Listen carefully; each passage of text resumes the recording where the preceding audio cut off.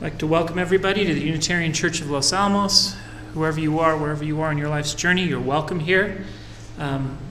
Today is the fourth in our Comparative Religion class on Buddhism. We're going to talk about mindfulness and meditation, or I like to call it contemplating your navel 101, although that is a mischaracterization of what Buddhists do, but it's a fun mischaracterization. So we're going to talk about contemplating your navel 101 today. So I'm glad you're all here. I want to remind everyone that we have a course webpage. It's on sites.google.com/view/comparative religion. And if you go there, you'll have a link to all the lectures. Not all of them, but the last few that I've started recording for the last year and a half, I've recorded these and put them online. And so the ones we put online are there. There's also extra readings, if you're interested, book recommendations, that sort of thing, are all available on the webpage. It'll also sometimes if I keep it up, it'll tell you when the next class is. But it definitely has all the information on the past classes, links to the lectures, handouts, anything like that. Last time we've had three classes on Buddhism. The first was an introduction to the life of the Buddha, and that one we talked about the Buddha's life and the story, myth of his life and who he was and how he came to his teachings. And then we had a sermon, actually. I gave a sermon at the church on the 3 marks of existence. We're calling that Buddhism Lecture 2, even though that wasn't really a comparative religion lecture. That was just a sermon that I gave here, so a little different format. But we did talk about the 3 marks of existence, which was kind of an introduction to part 3, which is the teachings of the Buddha, where we went through the lists. Right? So Buddhism is the religion of lists. There's the Four Noble Truths, the Noble Eightfold Path, etc. And the idea behind these lists is that the Buddha had this experience of awakening, so goes the story. And then after his experience of awakening, he had this water and he wanted to share it, so he needed a cup to put the teachings in that would let him pass the water from one to the other. So the teachings are not the water. The water is the experience the Buddha had. The teachings are the cup. And it's meant to transmit the water from him to you so that you can have the same experience he had. That's the idea. And that is a little different than, say, Islam or Christianity, where the teachings are the words of the Quran or the words of the Bible, the words of the prophets. And in this case, the words of the Buddha are not the thing that he's trying to convey. The thing that he's trying to convey is that experience. The words are more like a cup designed to pass that water from one person to another. And that's one of the reasons that Buddhism is taught in these lists. Right? The Four Noble Truths, the Noble Eightfold Paths, the two types of truth, the 5 mindfulness trainings, the 3 Dharma seals, the 3 marks of existence. By numbering them like this, they're easier to kind of pass on from one person to another, and they are easy to pass, especially orally. You can pass them along orally from one person to another. And so this is, and they're easier to go through in your mind as a mental exercise. You can go through the list while meditating, for example, and say, am I doing this? Am I doing this? And so by teaching them in these lists, it both separates the teaching from what he's trying to convey, but it also helps you remember them and helps you use them. It makes them useful as a tool because you can then go through them in your mind, like I said, which is a mental exercise that will maybe help you have the experience. All right. The core is the Four Noble Truths, which is suffering is real, but there's a cause for that suffering, and once you know the cause, there's a way out of suffering, and that way out is the Noble Eightfold Path. So the first 4 points to the next list of 8, and that includes right view, right intention, right speech, right action, right livelihood, right effort, right mindfulness, and right concentration. And you can divide that into 3 parts. There's the wisdom part, which is the first 2, right view, right intention. There's the action part, right speech, right action, right livelihood. And then there's the meditation part, right effort, right mindfulness, right concentration. And so we went through these lists last time. What I want to do today is talk about meditation in more detail. Right? So today we want to talk about these aspects of the Eightfold Path by sharing what Buddhists do when they meditate. So just like when we talked about ancient Mesopotamia, we talked about the rituals, the Ikitu festival. That's what they did, and we talked about the rituals. Well, one of the things Buddhists do involves very, very few actions. Right? So if I talk about the Akitu festival, I can talk about, or the Day of Atonement for the Jews, I can talk about the things that Jewish people do on the Day of Atonement. And I can list that, and we can all chat about physical things they do as part of their religion. Meditation is a mental thing that Buddhists do.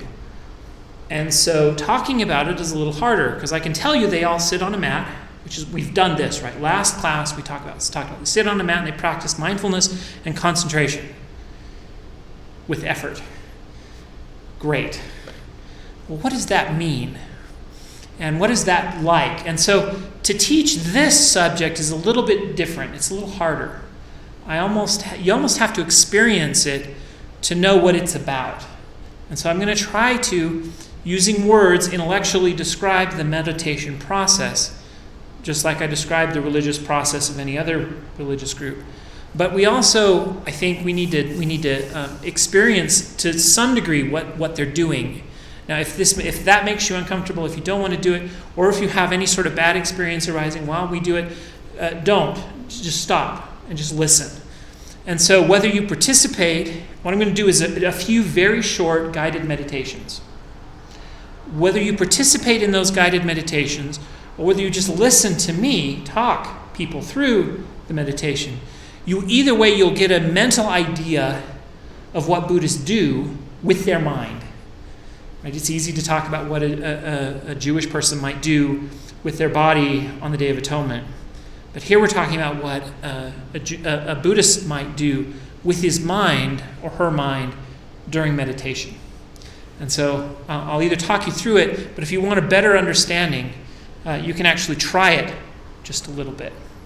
So we're going to talk about the science, and we're going to talk about the practice of meditation, and the science, of course, is not part of ancient Buddhist tradition, but we'll talk about what science has told us is going on when a Buddhist meditates. Why does it work? Why did they come to this? Why did they do it? And why might you want to do it or not want to do it? And we can talk about practice, how to do it. So there's a lot of literature written about the science of meditation, especially now that we can do things like take an fMRI and put some meditative monk in it and look at what's going on in their brain. And we can actually see what's happening. And we can figure out what meditation is, what it does, and how it affects people in a way that we never could before. So there's a lot of great science on meditation. We're not going to go into a lot of it in detail, although if you're interested, when I put this on the class webpage and post a link to the videos, I will put a bunch of links to interesting articles you can go and read to learn more if you're interested in the details. But what we do know is that the areas of the brain related to concentration actually physically change. They grow.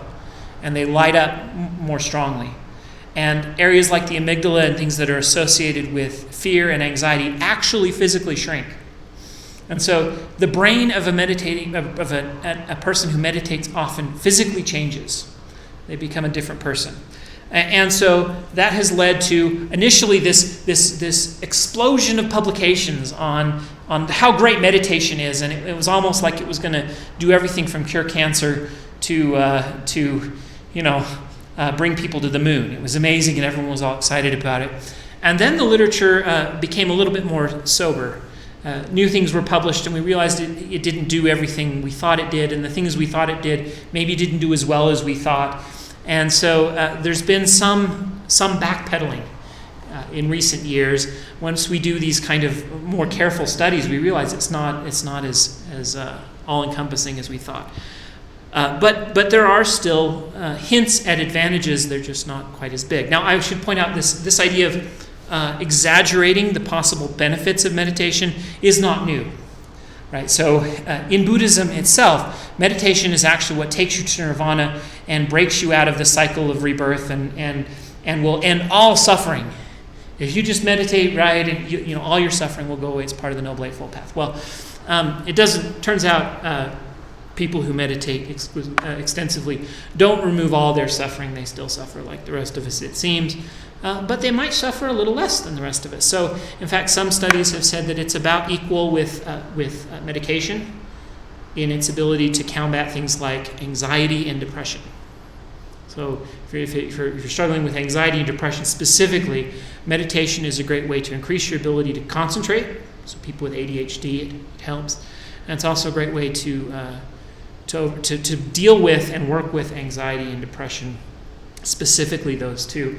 And it works about as well as medication if it's done continually and a lot. And medication works for some people, meditation works for other people.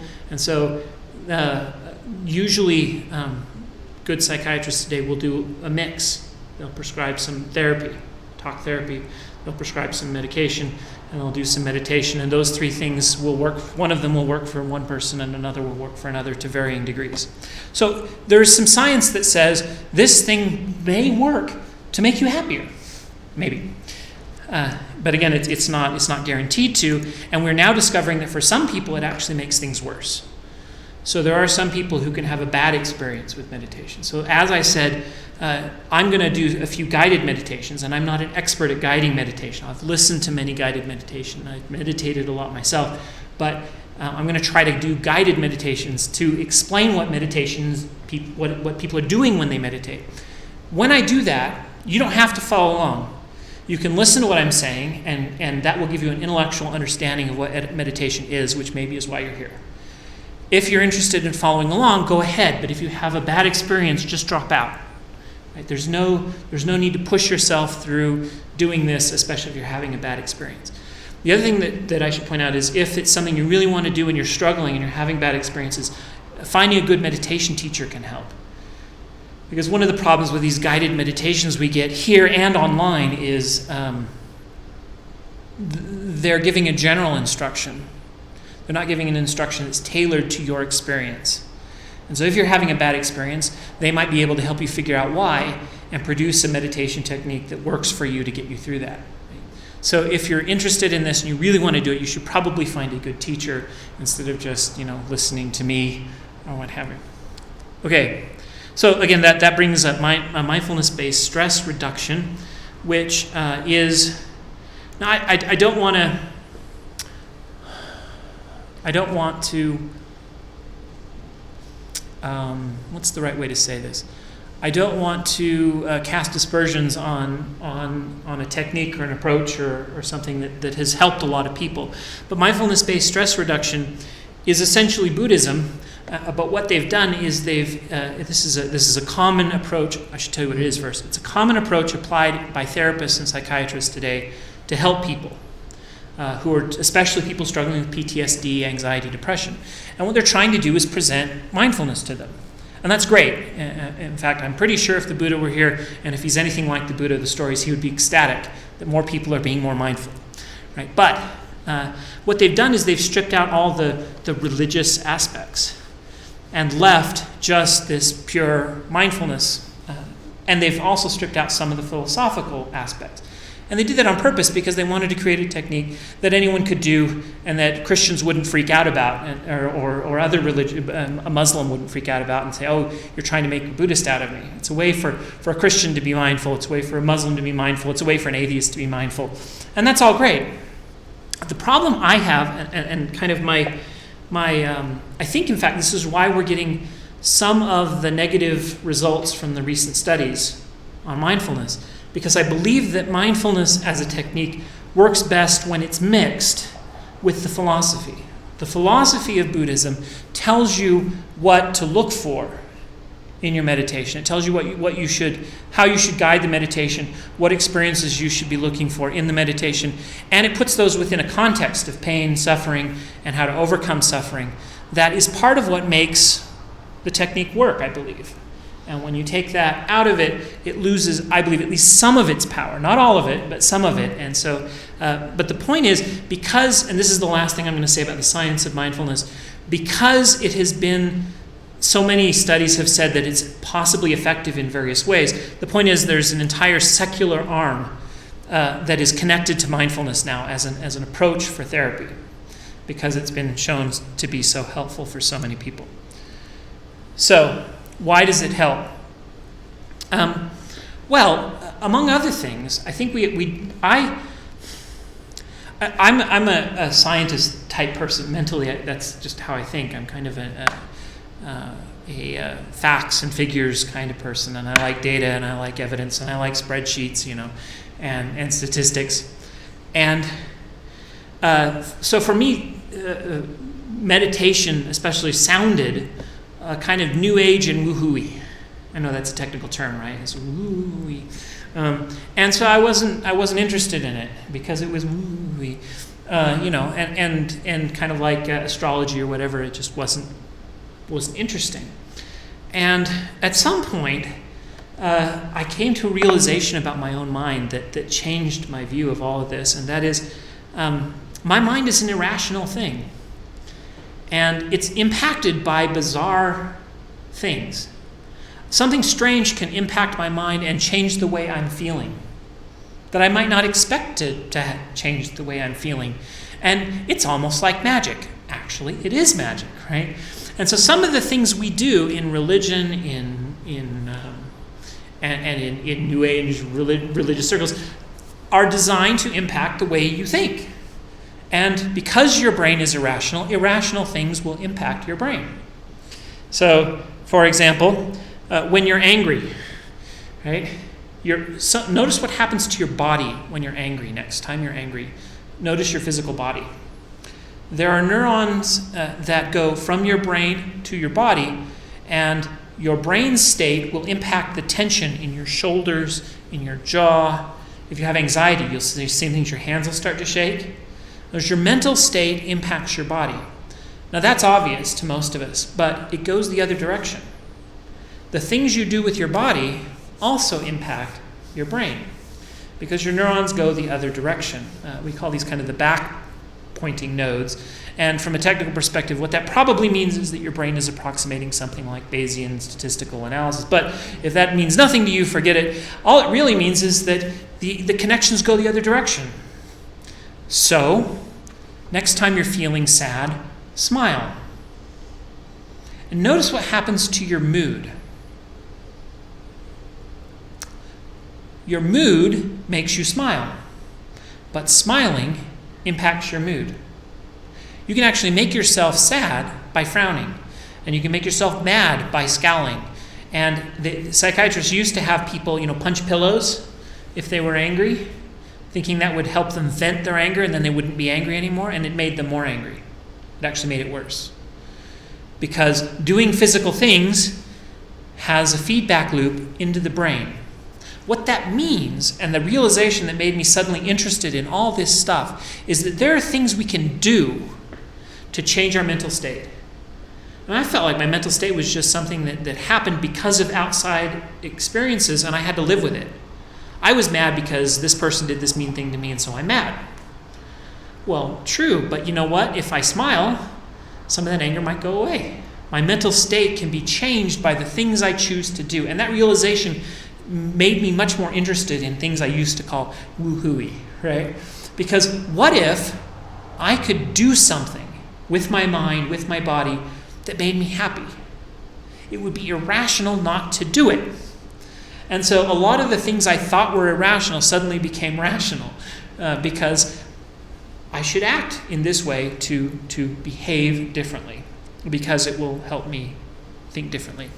And so this is a famous quote by a guy whose name I cannot pronounce, so I'm not going to try. Well, where would I find enough leather to cover the entire surface of the earth? But with leather soles beneath my feet, it's as if the whole world has been covered. This is related to something we said last time. The Buddhist teaching is that suffering does not come from our outside circumstances. Those cause certain cascades in our brain that then lead to suffering. And to discuss this, we have to separate pain from suffering. Pain happens because, you prick your finger, a nerve ending gets pricked, and it sends a signal up to my brain, and my brain feels pain. There's not much I can do about that. But suffering is what I add on top of that, which is, I don't like it, make it go away, please make it stop. And that is something that is happening not because of my physical environment, but because of my mental environment. And it is even something we can control. We can do something about it. By changing our mind and thinking differently, we can change the amount of suffering we have or the way we deal with the environment. In other words, we can put leather on our feet, and then we can walk on the world as it is. And that doesn't mean we don't work to make the world a better place. It just means that we know we're not going to make it perfect. We cannot find enough leather to cover the world. You're going to die. Your friends are going to die. Your family, this is a depressing reality, but the world is not as we would like it. And we can't fix it all ourselves. There are going to be some things that will happen to you that you don't want to have happen, and so we need to create the mental tools to help us react well to them. So the point is to turn inward to look for the causes of suffering instead of outward. I am not suffering because this thing happened to me over here. I am suffering because my brain is doing something due to the thing happening over there. And I can interrupt that process and make it better. So if I can do it, that doesn't mean I'm good at doing it, right?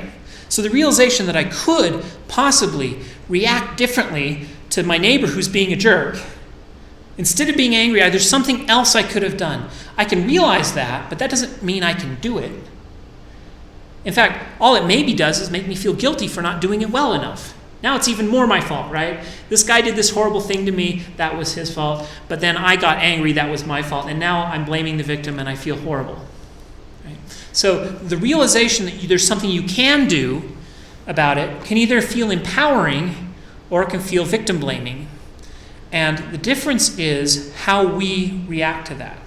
In other words, once you realize that there is something mental you could do, then you can do it when possible, and then you can fail. And you'll notice that you fail over and over and over again. And then you think, well, what can I do to do better?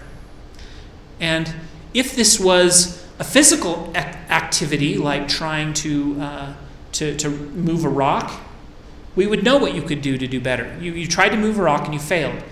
You know that rocks are movable if you're just strong enough. You failed, so what can you do?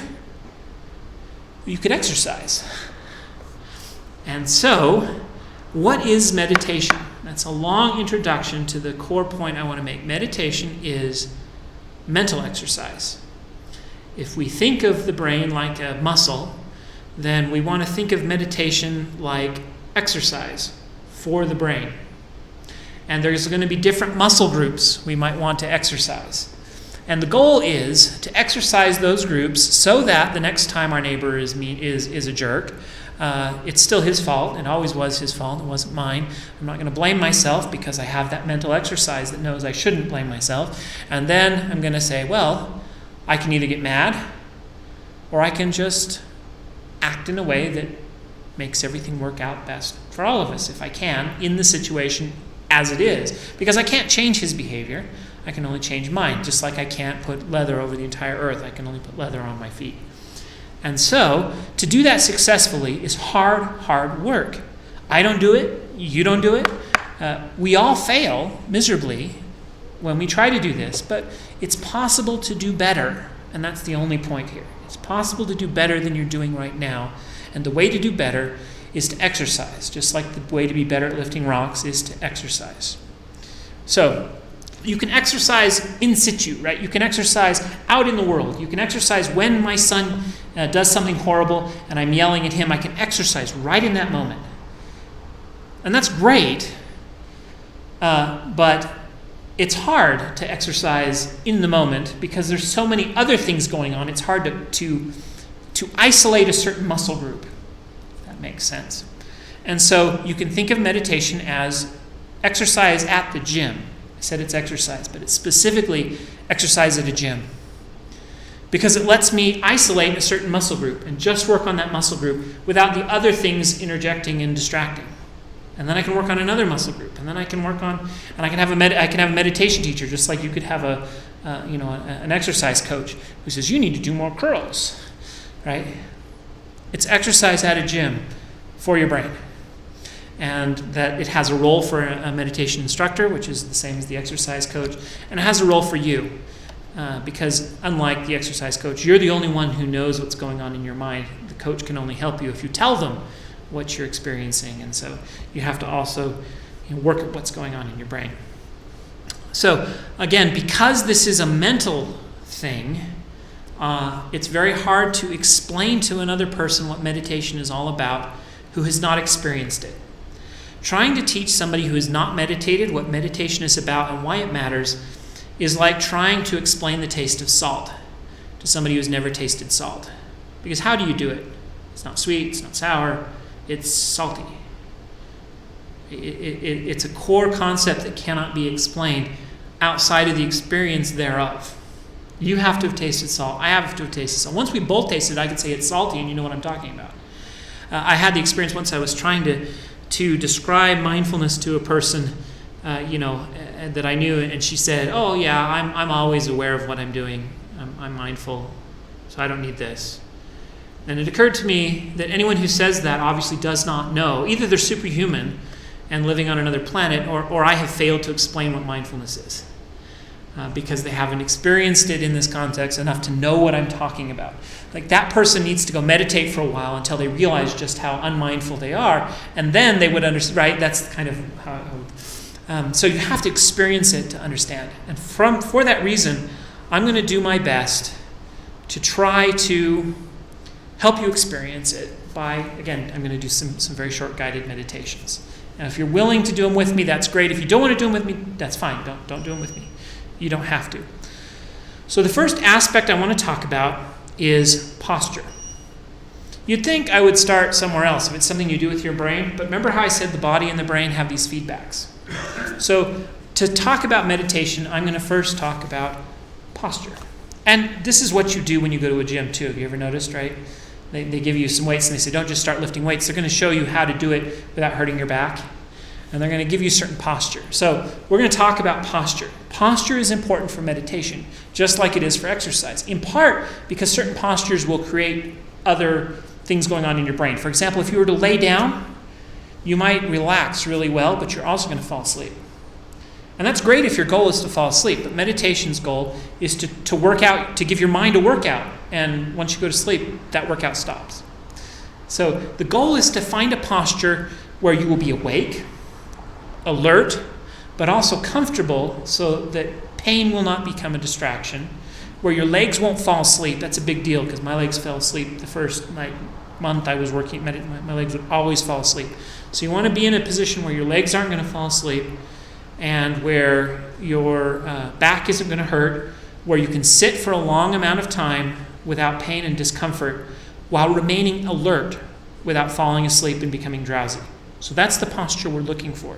And you can do that sitting, comfortable, stable, and alert. You can do that sitting. You can do it sitting on the floor. You can do it sitting on a chair. You can do it in many different ways.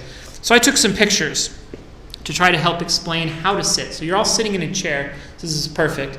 And most of you are leaning back. I can see it, right? You're leaning back on the back of your chair. That's great. The problem is it's going to put pressure on the bottom of your back. The lower part of your back will eventually have pressure right here. And also because you're leaning back, you're not in that awake and alert posture. So what you want to do is you want to sit forward, right? So you sit up, and you can think of stacking coins. You can also think of a string attached to the top of your head and pulling upwards. But the idea is to pull your spine straight, because if it's off to the side, the coins are going to fall over. But really what it's going to do is put pressure in your back, and it's going to start hurting. So if you sit up straight, you can actually kind of lean to the side, and you can feel the pressure engage your back. And you can imagine if you're going to do that for 15 minutes without moving, you're going to be sore very quickly. But as soon as it's vertical, a lot of that pressure goes away. The other thing that's happening here in this picture is that Heidi's legs are at a kind of a 90-degree angle here. That's actually problematic because our spines evolved to stand and run. And when we put our legs at 90 degrees, it puts a curve right into the small of our back. And that curve will eventually cause lower back pain. So this is better because her spine is straight, but there's still a problem. And so you fix it like this. She's put a cushion underneath, and she's also put a cushion on the floor, because once you put the cushion underneath, her legs were too high up, because you want your legs to lie flat on the ground. So you put a cushion on, and now your legs don't lie flat. So she did two things. She did a small cushion on the floor and a bigger cushion under her back, under her bum. And the angle you're looking for is about 30 degrees. You want your legs slanting downward from your back. Instead of 90 degrees, you want them about 30 degrees.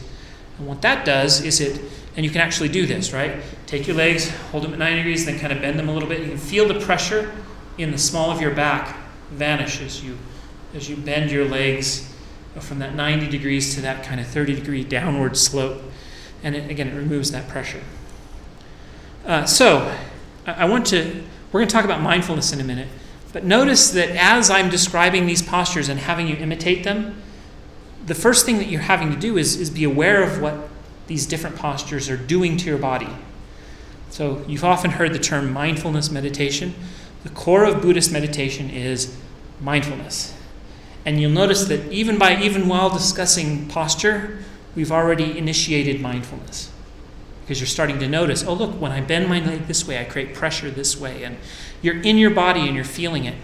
Okay, so let's say you want to sit on the floor. Now you've all got chairs, so you don't have to. And sitting on the floor is for young people anyway, and I'm already too old to sit on the floor. It hurts. But a lot of people end up sitting on the floor. If you're going to sit on the floor, here's how most of us sit on the floor. I don't know what the political correctness implications are, but we usually called this Indian style, sitting Indian style when I was a kid. I don't know where that came from. So notice what's happening here. I'm not at 90 degrees at all, right? In fact, I'm bent the other direction. There's a lot of pressure in the small of my back, and my knees are way up in the air, and so I'm hitting the ground at my bum and the bottom of my feet. And those two things are in line, so I'm actually unstable, and I'm easy to rock from side to side. This is a very unstable position, and it's a really uncomfortable one. And if I sat for more than about 2 minutes this way, it starts to hurt. So what do? This is the cushion thing. You put a cushion under your bum, just like we did, and that puts my knees at this 30-degree bend. It looks like more than 30 degrees because, there's perspective. My knees are coming out at an angle. But I put my knees at about, what you want is a cushion that, when compressed by your weight, lifts your bottom up about 3 inches. And that'll put your legs at about 30 degrees. And I'm still sitting, with my legs crossed, Indian style essentially. And you can sit like this much better. My back is better, and it's put my knee down on the ground. Not perfectly on the ground, but it's closer to the ground. And so I have a more stable side-to-side position too. But this right here hurts me. I've got one leg crossed over the other, and that pressure of one leg on the other, right on that bony part, actually, this is how my legs fall asleep. So this is also a problem. You can correct it by doing this. This is sometimes called kind of a half lotus or something. You just put your legs next to each other, and you can do them this way, you can do them this way. It doesn't matter. But you put one leg in front of the other, and now no legs are crossing.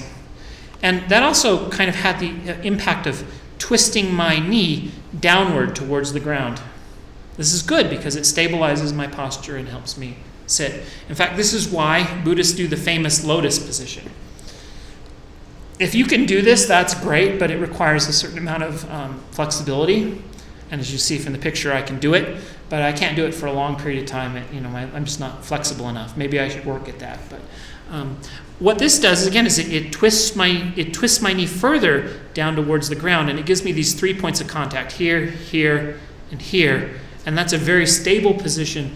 And it also, because of the angle, it also straightens my back even more. And so if you have the flexibility to do this, it has some symbolic implications, and it's related to lotus buds.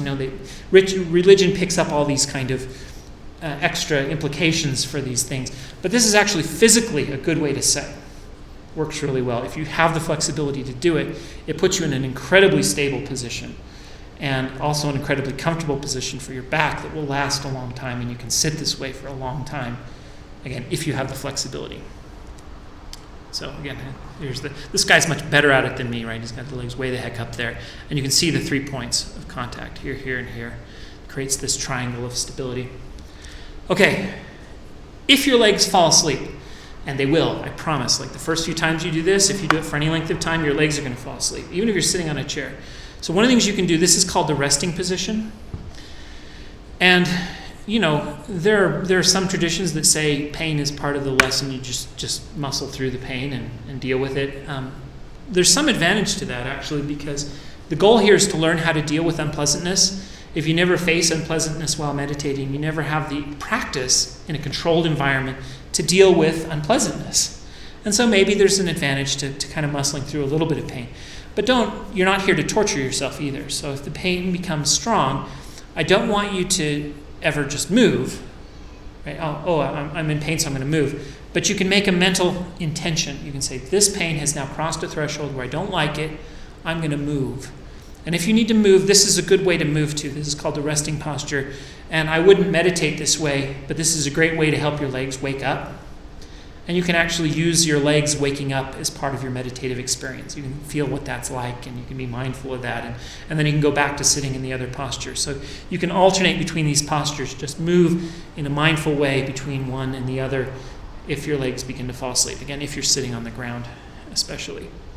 I eventually settled on this one because this is the way I can sit the longest without my legs falling asleep, for whatever reason, because it puts the weight on my bum, but then there's kind of no weight on my legs. They just kind of sit under here. And again, this can be really comfortable, but you need some sort of pad, otherwise it'll hurt your knees right here where they hit the ground. And there is a lack of stability side to side because you're kind of all in a line. But my legs like this. They don't fall asleep when I do this. Or I can do it either way now. For whatever reason, after I did it for a while, they stopped falling asleep. You gain some sort of physical ability to do this without falling asleep. But the first few times, they would fall asleep, and this would help me. This is a great way to sit. These benches are for sale, but they're like, they can be expensive, $80 or something for a bench. You could probably make your own for $10, but of course, people have to make money off of mindfulness, right? And so they sell benches and cushions and all sorts of. You can spend a lot of money trying to be mindful. It's a great way to mix Buddhism and consumerism. Right? Okay, now what? So you're going to sit in a chair, you're going to sit on a cushion, you're going to sit on one of those benches, however you choose to do it. Now you need to find that vertical. And I said you can pretend something's grabbing on the top of your head and pulling you up straight. And you can also imagine a set of balanced coins. But what I like to do is actually a meditative exercise. I sit up as straight as I can, and then I move in a small circle. I'm going to exaggerate it so you can see what I'm doing, but I'm moving in a circle around a cone.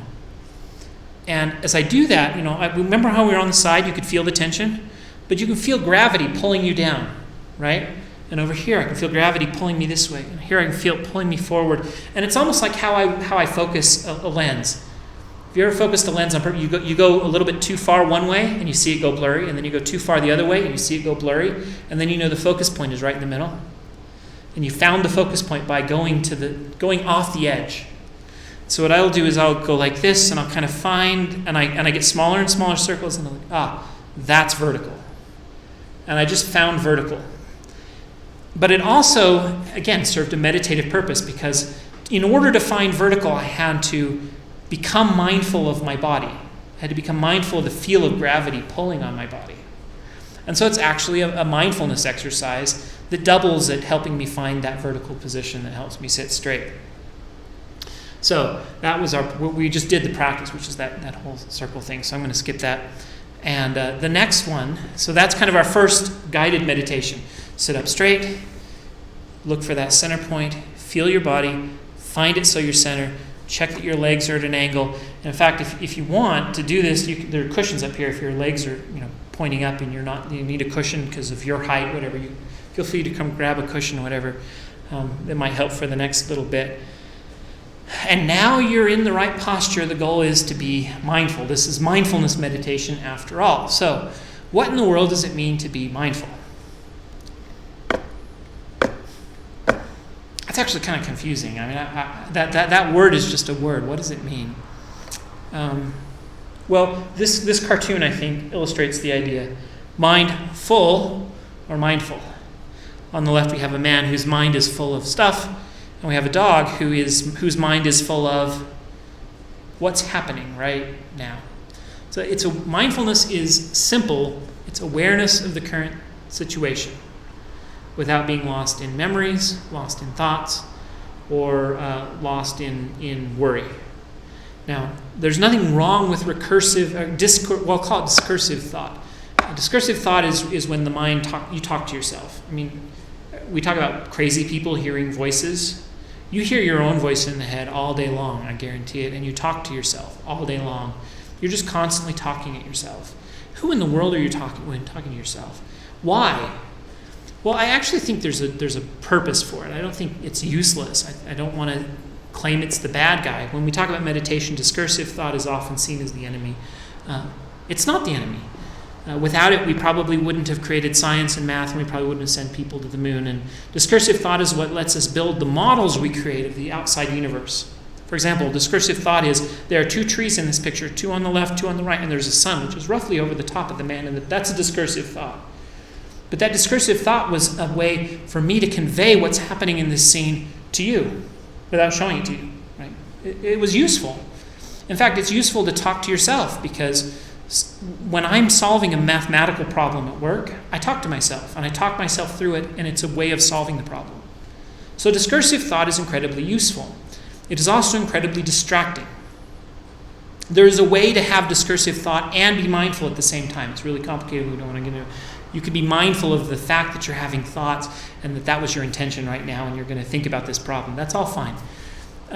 But most of the time, our discursive thoughts are distractions from what we're doing.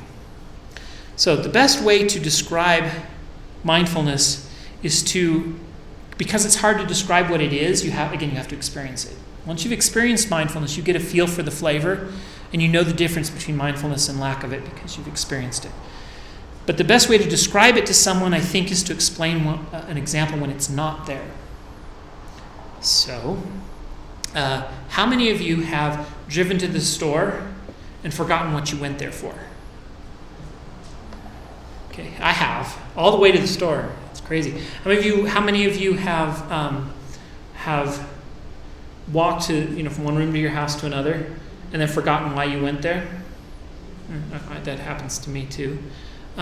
Those are moments of being lost in thought, not awake, not aware of what we're doing. So that's a moment of mindlessness.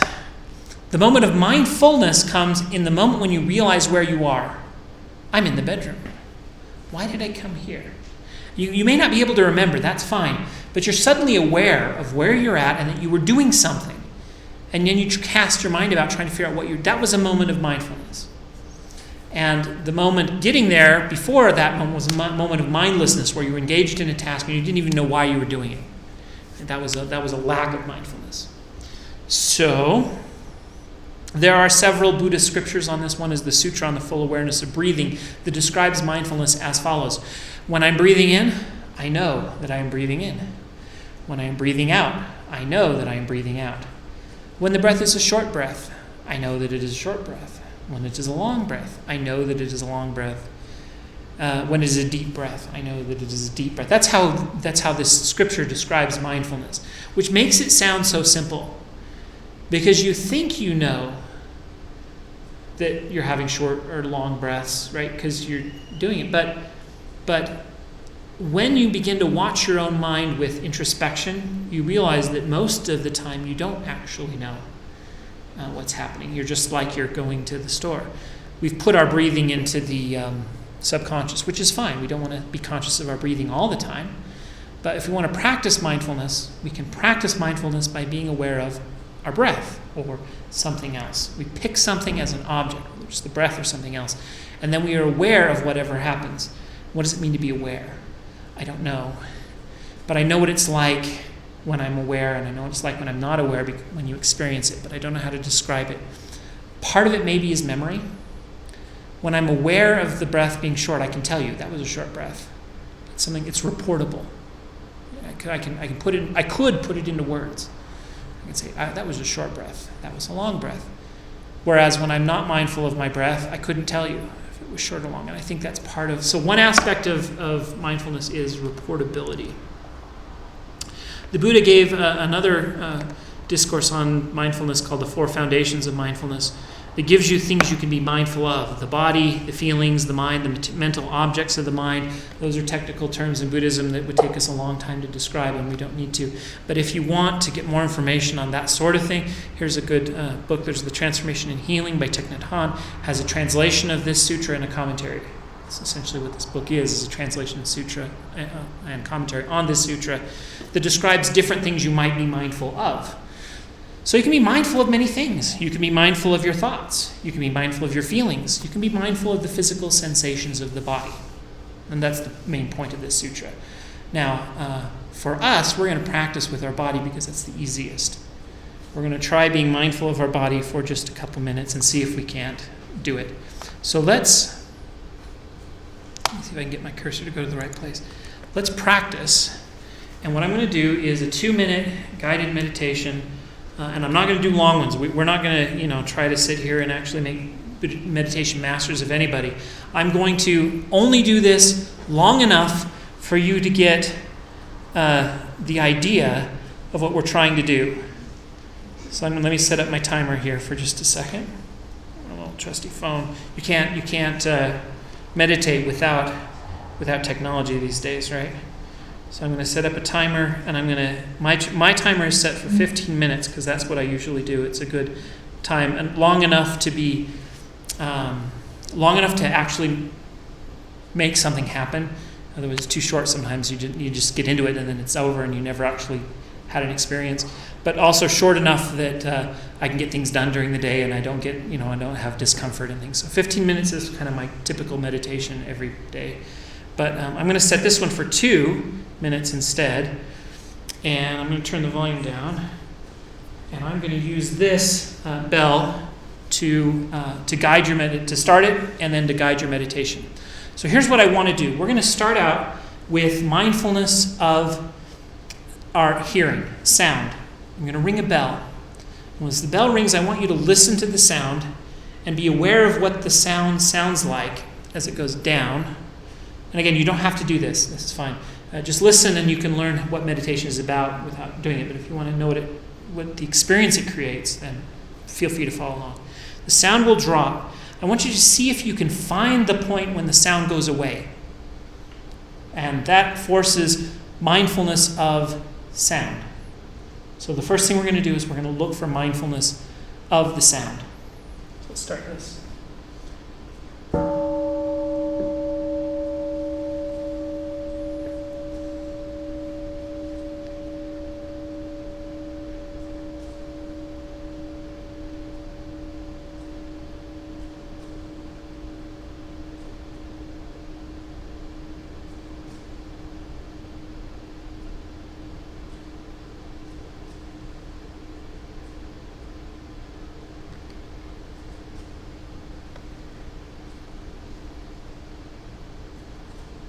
Okay, so if you've lost the sound, I want you to transfer your awareness to the weight of your body. I want you to find that vertical point. Just very small movements left and right. Can you find it? Are you up? Are you upright? Where? And then feel the sensations in your body. Where is that vertical point? But also, what does it feel like to be vertical? What does it feel like to be non-vertical? Now, once you find that, I want you to feel the weight of your body into the ground. So there's a sensation of pressure at the bottom of your seat, your rear end. You feel that pressure. What does pressure feel like?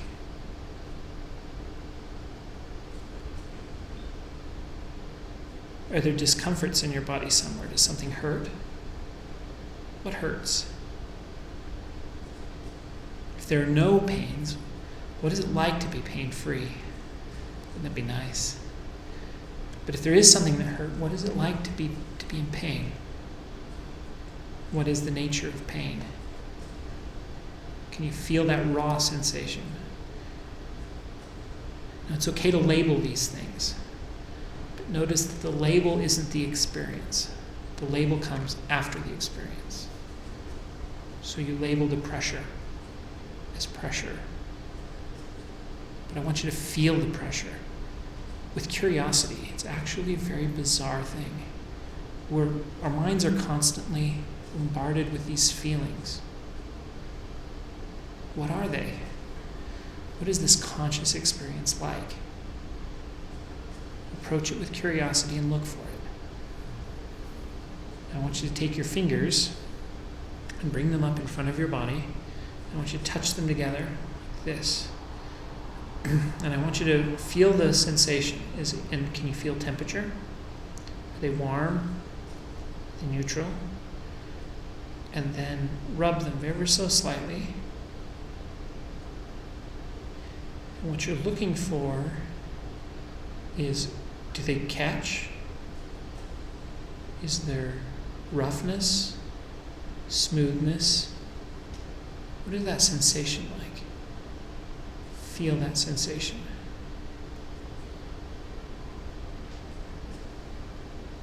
If you want, you can stroke them up and down this way too. What you're trying to do is just experience the sensation of touch without all the discursive thought on top of it. And then I'm going to ring the bell. And as I do, I want you to listen to the sound again and try to find the point where the sound vanishes. And once you can't hear it anymore, I want you to kind of open your eyes and we'll be done.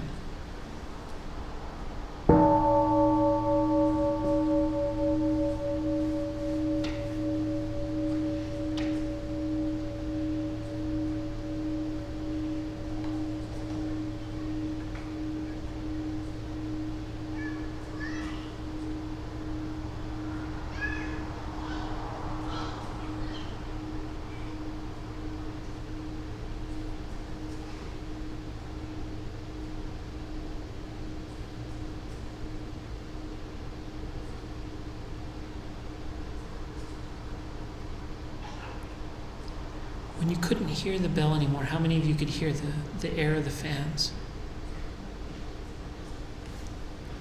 Those of us who are watching in the room probably could hear the bell much longer than those who are listening online, because it just relaxed and there's this small echo. Finally, I can't hear it anymore.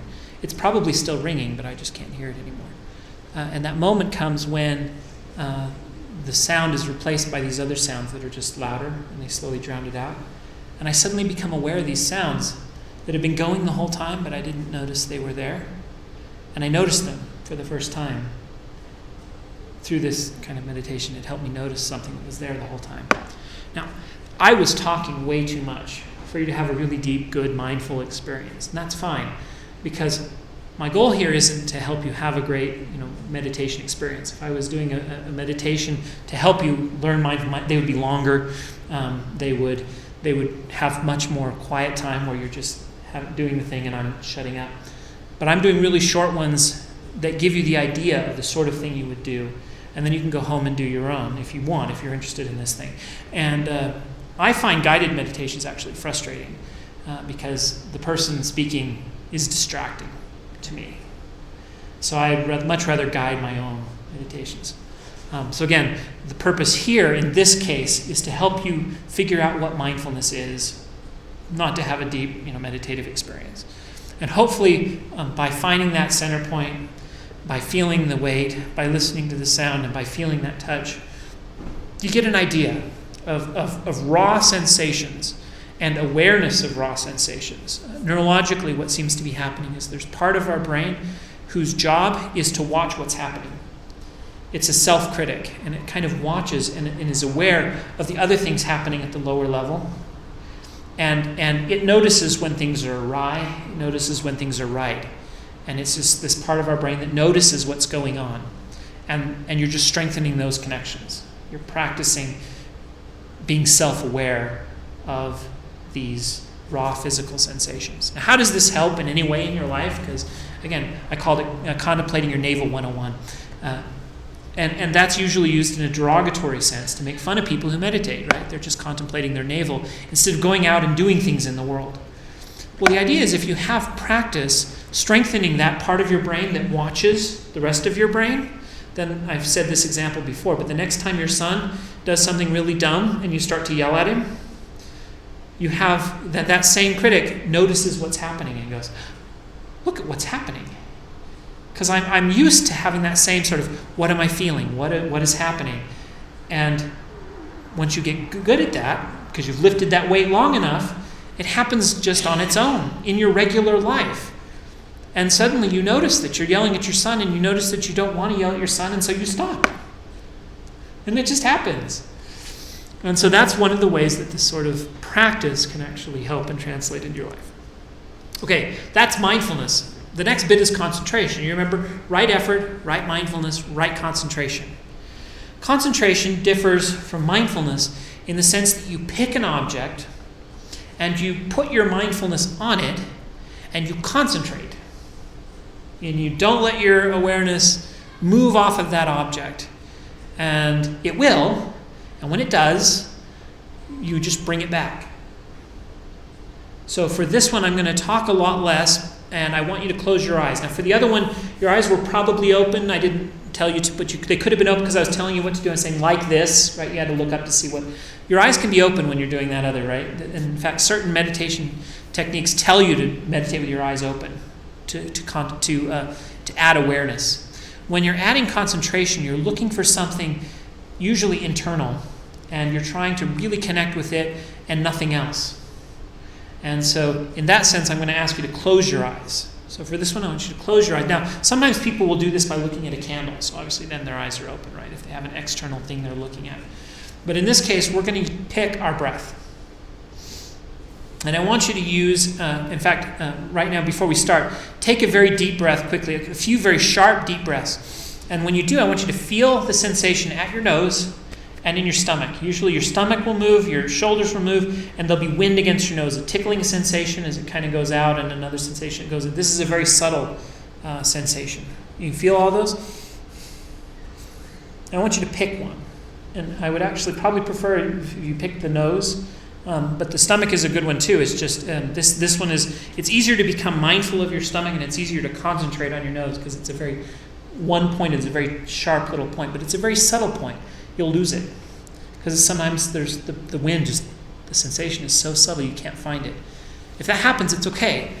What I want you to do is just look for that. What does it feel like to not feel anything at the very tip of your nose?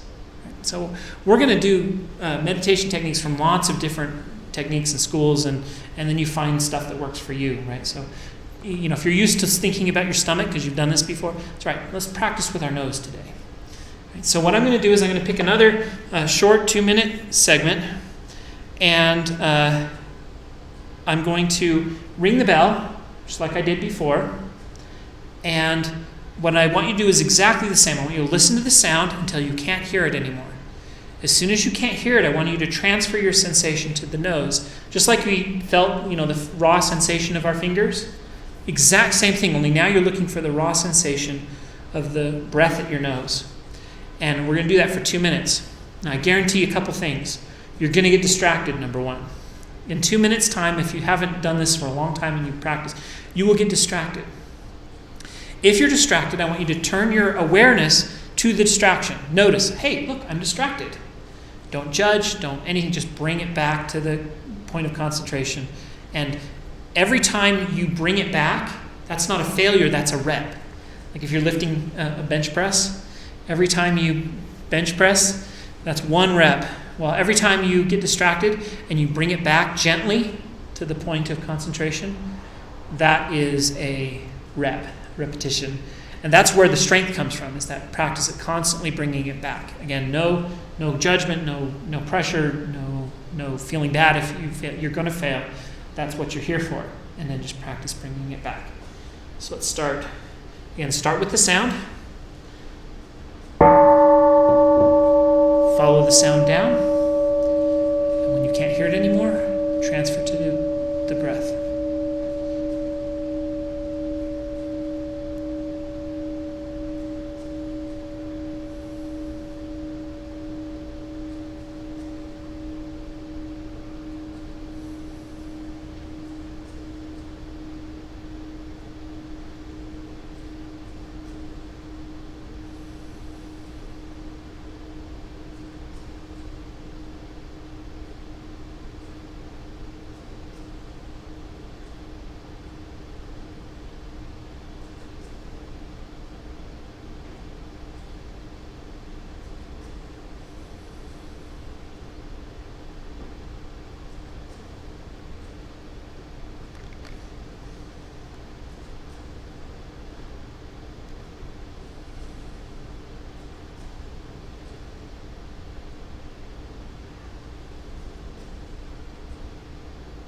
If your mind has wandered, bring it back.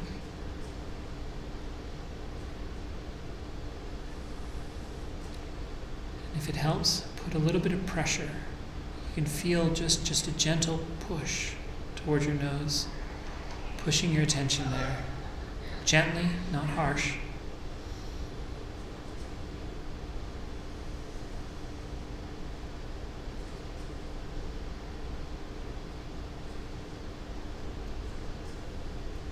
And let's try one more thing. If you're finding yourself distracted, you can count. So breathe in. On the out breath, 1. Breathe in. Out breath is 2.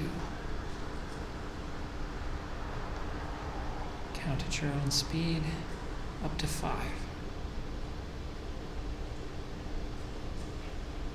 When you reach 5, just start over at 1.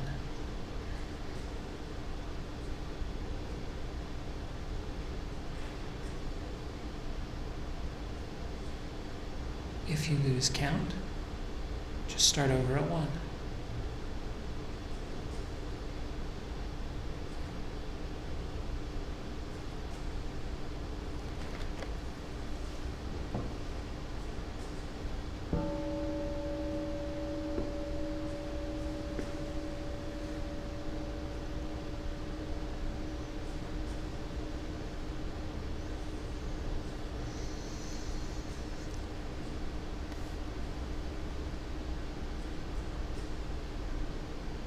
Go ahead and open your eyes.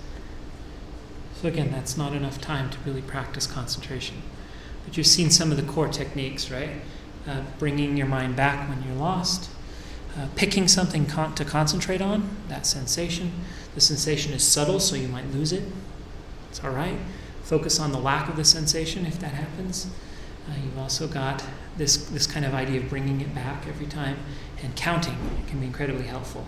Because, again, I find the counting to be a distraction.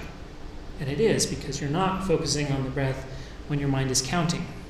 On the other hand, if you're constantly being distracted by other sounds, other things going on, the counting forces you to pay attention, because otherwise you lose count. And you'll suddenly find yourself thinking, what number am I on? Am I at 5? You can try to go to 10. That actually helps instead of 5. But you count up to 10, and then suddenly you lose track of what number you're on. And then you realize that was because I was thinking some other thing about the car, the laundry, or whatever, and that helps you bring your mind back. And so it's a good way to practice it at the first. And then eventually the counting can drop out, because the counting is, again, a distraction from the raw sensation. So, the next thing to work on, and again, think of each of these exercises as a different exercise, like exercising a different muscle group or something, right? So one is a bench press, the other is a sit-up. The next is intention. Stability and precision and matching intention. And the idea here is we want to stabilize the mind. Now, eventually, we're going to try to gain insight into the nature of your own suffering and how to relieve your suffering and where it's coming from. But to get there, you have to first have stability of mind. I mean, you can't have this sort of awareness and insight until first your mind is stable. And so stability is related to the concentration thing we did before. Let me turn my volume down. So the idea here is, again, it's using concentration to match intent. So we're going to do exactly the same thing. It's just what we did before. We're going to listen to the bell, and we're going to breathe, and we're going to concentrate on our breath, and we're going to get distracted, and when the distraction comes, we're going to bring it back. So again, it's the same thing we did, but we have a slightly different intent. The first time the intent was to practice concentration.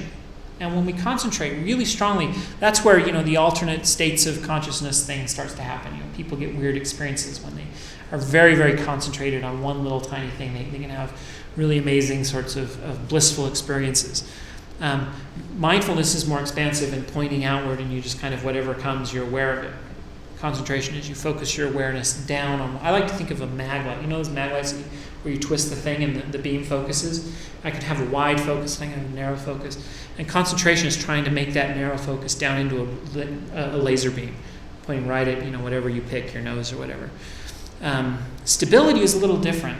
It's the same technique, but my goal is just to stabilize and calm the mind down so that I'm stable enough to have insights. In other words, I know that if my mind is constantly singing Taylor Swift songs in the back of my head, which currently I have one running through my head, that's a lot of fun, especially when I'm trying to meditate. So if you've got some song going in your head, you're just not stable enough to have the insights you want to have. And so the goal here isn't concentration. The goal here is a wider focus, but a stable focus. So again, just bring the mind back when it gets distracted, but this time it's not because you're trying to practice concentration. Now you're trying to practice awareness. So go back to the mindful thing, rubbing your finger. It's more about that than it is about the one-pointed concentration. If something else comes up, a pain in your sock or something, down where you want to itch down here by your sock, great, feel it. Let that happen. So it's okay if you're not focused on your breath. You just want to be focused on whatever is coming up. And you want to use the breath as an anchor, right? So when an itch comes up, you can let your mind go to the itch and be aware of the itch, just like you're aware of your fingers. But when the itch goes away, you don't want to then wander off in discursive thought. You want to come back to an anchor and let the breath be the anchor. So go back to the breath until something else comes up. And then be aware of what else has come up. And then come back to the breath, again, gently. And so this is sometimes called precision, or just fidelity to the technique. And what we're really practicing here is aligning intention with behavior. In other words, I have an intent to do this mindfulness thing. My brain is going to disobey my intent. It's going to do something I didn't intend. It's going to wander off and think about the car, or the car payment, or the fact that I'm behind on my mortgage, or whatever it wanders on, and it's going to go off and think about something else. What we want to do is practice noticing when intent and behavior do not align. Again, that's where that whole thing with I'm yelling at my son and my intent is to not yell at my son comes from. Because my intent and my behavior are not in alignment. So that's what we're practicing here. It's the same technique, but it's a different emphasis. We're looking for our intent, which is kind of that pressure, that gentle pressure. That's our intent. And then we notice when our behavior has wandered off of our intent, and we bring it back. And until we get stability, and a very common analogy for this is take a glass and fill it with muddy water and shake it up. And the normal activities of the day are like shaking the glass. Meditation is like taking the glass and sitting it down. And if you do this for more than 2 minutes, which is all we're going to do, 2 minutes, if you do this for 10, 15, 20 minutes, what happens is the sediment in the glass settles to the bottom. And you can start to see more clearly through the glass what's happening, where your anxiety is coming from, what it feels like to be anxious, that sort of thing. So again, if you have a distraction, you can label it thinking, worrying. The label isn't the mindfulness. You see it, you label it, and then it kind of loses its power, and you can bring your intent back to your focus. Yeah? I heard that the reason why Buddhist monks got into martial arts in the first place was because originally, when Buddhist meditation came about, there were people who would meditate so long and so intently, they just give up on everything else. And so the martial arts were developed as a way to keep them physical and keep them active, so they wouldn't just wither away. Is that true? I don't know some of the history of that, but I do know that physical walking meditation and that sort of thing. Yoga, I remember Buddhism grew out of Hinduism, and yoga, in the sense we think of it today, the stretching and the exercise thing, was always a part of that, and its goal was to be mindful. And so when we talk about relaxation, we'll talk about moving your body. And so you can do walking meditation. And I think martial arts are a wonderful mindful activity for those who do them that way. I took karate as a kid, and we talked about mindfulness just a little bit. Same sort of. I was never very good at it, but the idea is you have to be aware of how is your stance, how is your body. That's the same thing we were doing with this, right? It's a technique for awareness that also comes with it physical fitness. And we have sutras from the Buddha that are attributed to the Buddha that describe the fact that you want your body to be as healthy as possible, because the body is an instrument upon which you play your mind, and it's easier to achieve enlightenment if you're physically fit. And so fitness was always supposed to be part of this whole thing. And martial arts and yoga and Tai Chi are all ways to work on fitness while strengthening mindfulness at the same time. But I don't know if that answers your question. But so here, what we want to do is the exact same thing. The technique is going to be the same as what we just did, except our goal now is to work on stability. And all that means, and you can't work on stability really in 2 minutes, but we're gonna do it anyway. But all that really means is that your intent, before we start, we're going to set an intent. Our intent is going to be aware of the breath. In this case, I want you to use your stomach, because I want you to practice with all the different parts. So don't use the nose, use the stomach. As you breathe, you'll feel your stomach move, and you have an intent, which is to work with your stomach. And if you're used to working with your nose, you might find your attention moving to your nose. Well, that wasn't my intent. So you're going to become aware of deviations from your intent, and you're going to pull it back. So our intent is going to be listen to the bell, follow your breath in your stomach, feel the sensation of movement in your stomach as you breathe until the bell rings again. That's our intent. Notice when your intent is not matched and bring it back gently to the intent, and we'll create stability.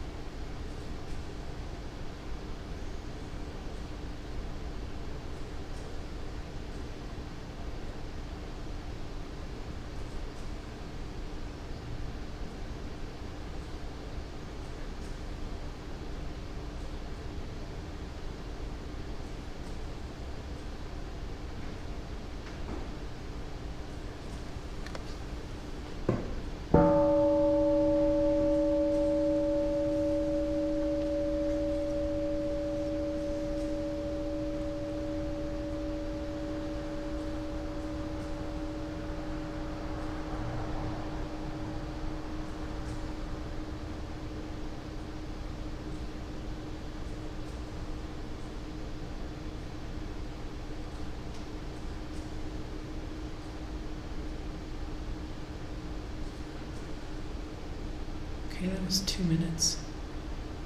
How many of you, for 2 minutes, were able to have your intent perfectly match? Anyone? I don't see any hands. It's interesting. My hand didn't go up either. I was busy thinking about what I was going to say, for at least half of that, because I'm trying to get my class ready, make sure I do a good job as a teacher. But that wasn't my intent when I started. I was going to meditate with you. I noticed that, and I brought it back. So I think the first real insight of meditation is, you're crazy. You can't even do this for 2 minutes. But neither can I. Neither can anyone else in this room. The difference is we know that, and most people don't know it. They think they're in charge, and we realize that we're not in charge of our own mind. And we realize just how hard this is. The instructions are simple, but they're really hard. So when you're going to practice intent, what you do differently is you before you ring the bell and before you sit, you decide what you're going to work on.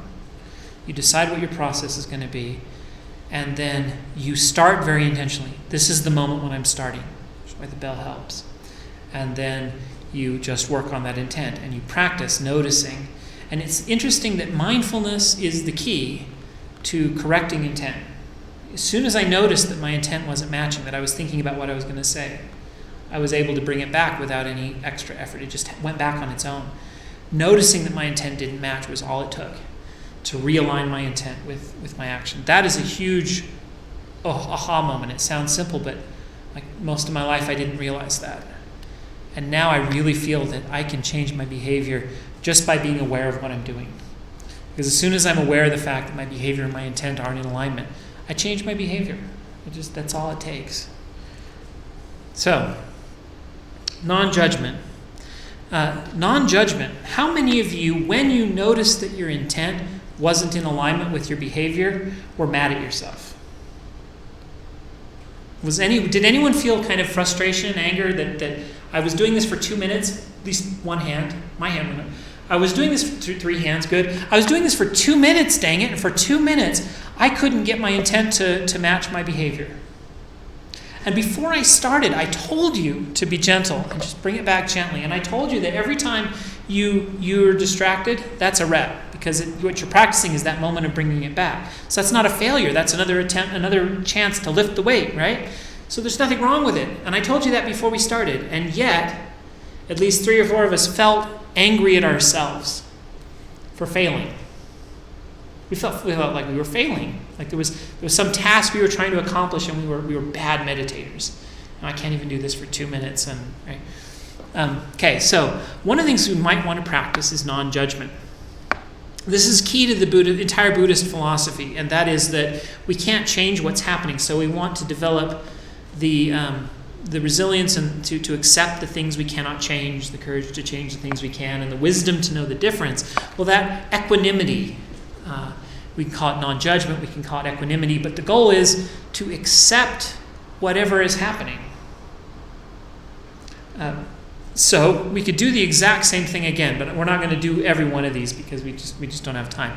But we could re-ring the bell, but we would change our intent. Our intent this time wouldn't be to develop stability, but our intent would be to practice non-judgment. And there is a catch-22 there because you can be judgmental about having been judgmental. I just did it in the way I described this to you, right? And that makes it really hard to escape from this process of judgment. But if the goal is to develop that equanimity with whatever arises, then practice. And what meditation is an opportunity to practice. So this time we would practice, we would get distracted, just like we would always get distracted. But when we noticed that we were distracted, we would bring the intention back and watch to see if there's any judgment in that. Because I just told you that you can realign your behavior with your intentions just by noticing. And in fact, self-judgment and self-flagellation is not helpful. It makes it harder. It makes it worse. And it is one of the huge problems we have psychologically as a society. We're constantly berating ourselves. Well, if you want to practice not doing that, here's a chance. On a little thing, because you want to practice on the little things before it's the big things, right? And so, and this isn't to say that you want to just be able to do anything and not feel bad about it, right? I'm not saying that we should be horrible people and have no judgment about ourselves. What I'm saying is we have an intent, and if our intent is to be good, all it takes is awareness when our intent isn't matching to bring ourselves back to good behavior. It doesn't take self-flagellation. In fact, self-flagellation can make the process worse. It can put you into the addiction cycle and all these other things. So practicing this idea of non-judgment of ourselves, of just noticing that we're off course, course correcting without that sense of self-flagellation, is an incredibly powerful practice.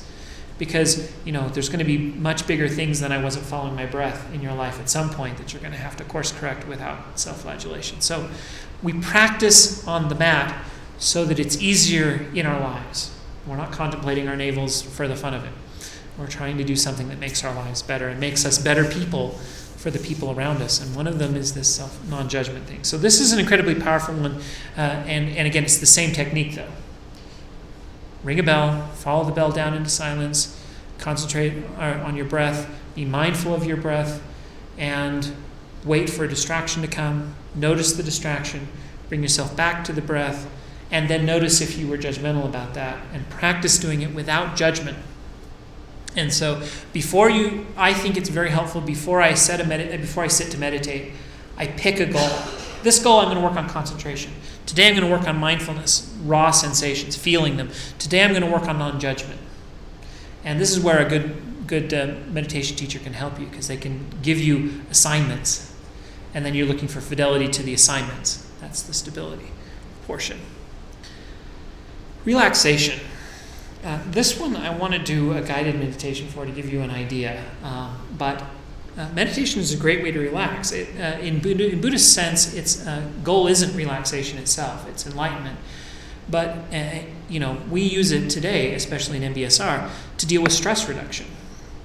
And so I'm going to do one more quick 2-minute guided meditation. But this time we're going to talk about, where I'm going to give you an example of how to do this to relax. To try to relieve stress. And this is an important one for me because I have stress. I have a genetic predisposition that runs in my family to anxiety disorders, and so I'm constantly stressing out and anxious, and I use meditation to cope with the stress, and it helps. So I'm going to give you an example of how I do that, and I'm just going to talk you through it. I'm not going to talk you through it before I do it. I'm going to I'm just going to do this in a guided meditation to show you how to do it.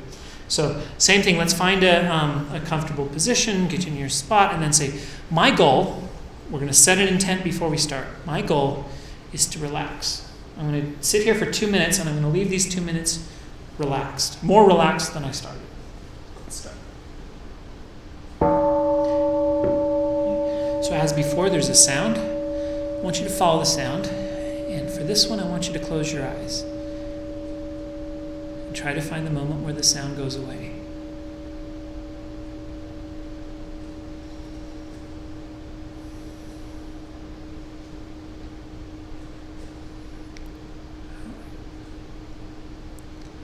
Once you can't hear it anymore, I want you to move your attention to your shoulders. And if you're like me, I've been standing at this pulpit all day, I have this tension right here in the back of my shoulders. Can you feel it? Now, if you have an absence of tension, that's fine. Feel that. Isn't it nice to have no tension there? But I have tension. So what I'm going to do is I'm going to take my shoulders and move them back and forward. But the point isn't to move. I want you to be aware of what happens to the sensations as you move your shoulders. What's the raw sensation of the tension? Is it? And kind of roll them out. Now, this is like yoga, right? This is exactly how yoga works, in fact. That's why combining stretching with meditation works. We're going to, in this case, feel the tension. And we're going to feel what happens as we move our shoulders through the tension. So now what I want you to do is tighten your shoulders up as tight as you can. Bring them up and tighten, tighten, tighten. And I want you to breathe in. And then as you breathe out, I want you to let it go. Feel the tension, feel the stress and the tension out, flow out. In, and then let it flow out. Okay, now I want you to do the same thing with your jaw. Your jaw and your back neck. Right through from here to back here, I can feel intense tension in my jaw. And so you can move your jaw from side to side, up and down, and then you can tense up all those muscles as you breathe in, tense them up. Then as you breathe out, relax them, feel them, all the tension flow out with the breath. Okay, and then once the major points of tension are released, you can start at the top of your head and do what's called a body scan. To do this right takes about a half hour. I'm going to do a 1-minute version of it. I want you to feel the sensation at the top of your head. What does the top of your head feel like? You feel breeze blowing against it from the fan. And then you work your way down, maybe to your ears, and your nose, and your mouth, and your chin, your jaw, down to your neck. And you get to your shoulders, and it flows down your arms, and then your body and your torso, all the way to your toes. And let's just move to your bum. You're sitting. I'm standing, so I'm going to do my bottom of my feet. But you got your bum. You're sitting. Can you feel the pressure again? We started with that. Can you feel the pressure on your bum, and then down your legs, and finally your feet? Are they tingling? Is there anything falling asleep? Okay, and then the bell will ring, and you come back up. As before, once the bell starts, you move your attention from your body to the bell and follow the sound until you can't hear it anymore.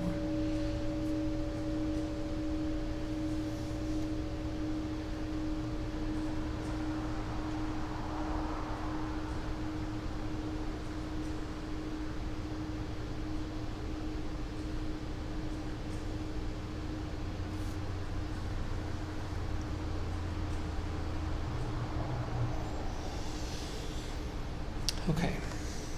Now, I've combined two techniques into that one. One is almost a yoga-like, and it's helpful to do. You can do this walking meditation, or you can actually do it while doing yoga, stretching. But one is kind of a body movement. Right? Move the jaw, tense the shoulders, and then let the tension flow back out. Coupled with this mindful attention to where that tension is and things. This is why I talked at the beginning about you can actually change your mood by smiling.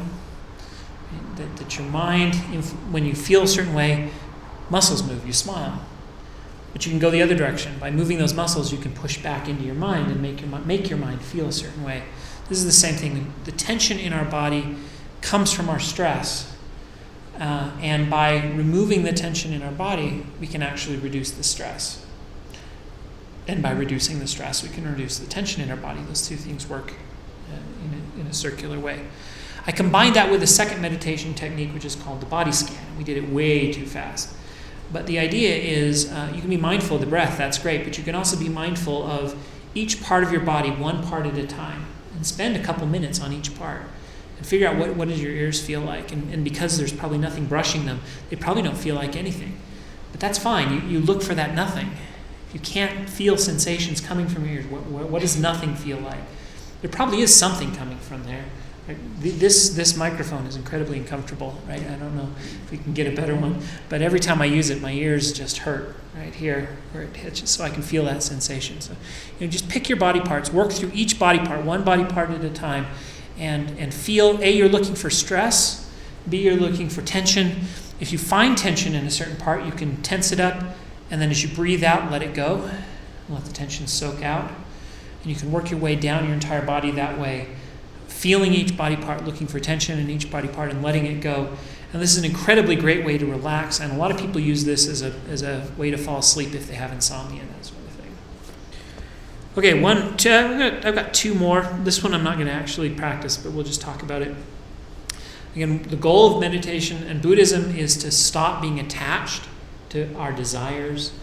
For me, it's my thoughts. I get in an argument with somebody, and I start obsessing. I don't know about you, but I have an obsessive thought pattern. And so if I've been in a fight with somebody or an argument, I'll sit and go through all the things I should have said. And it's almost an obsession. I just can't get rid of it. And so what we want to do is we want to have a way to practice letting go. And this one is best on the out-breath. So you concentrate on the breath, you feel the sensation on the in-breath, and then on the out-breath you can actually say, let it go. And you breathe out. And you can feel it, and you just kind of imagine it flowing out. So again, one of the ways to work with the mind is with your imagination. You imagine something happening, like imagine this thing flowing out through your breath, through your mouth. It sounds silly, but it works. You imagine this thing, and it just happens. So I imagine my breath flowing out, and I imagine my stress flowing out, and I imagine my argument flowing out, and I let it go, because it's not helping. And I've had this fight, and I just need to let it go. And I found this incredibly helpful because I also have this someone's wrong on the internet problem, right? And I want to debate with them or whatever. And I notice it's not helping. That's mindfulness. And then I let it go. this isn't helping. I'm not going to answer anymore, and I go do something else. It helps me actually get my work done too.